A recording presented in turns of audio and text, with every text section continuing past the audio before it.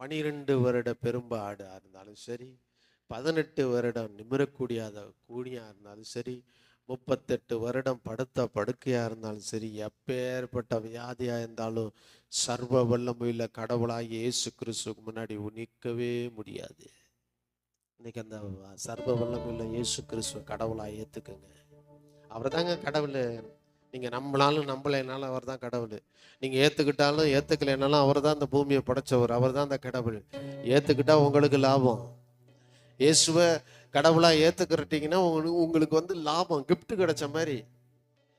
ஏன்னா அவருடைய சர்வ வல்லமையில உங்க வாழ்க்கையில வேலை செய்ய ஆரம்பிச்சிடும். அவருடைய வல்லமை உங்க வாழ்க்கையில வேலை செய்ய ஆரம்பிக்கும். அவருடைய சிருஷ்டிப்பின் தன்மை உங்க வாழ்க்கையில வேலை செய்யும். அவருடைய ஞானம் உங்க வாழ்க்கையில வேலை செய்யும். இன்னைக்கு இயேசுவை கடவுளா ஏற்றுக்கொள்ளுங்க. அவர் ஒருவரே சர்வ வல்லமையில கடவுள். பாருங்க, 12 வருடம் 18 வருடம் 38 வருடம் வியாதிகள்லாம் அந்த அவருடைய சர்வ வல்லமைக்கு முன்னாடி நிற்கவே முடியாது.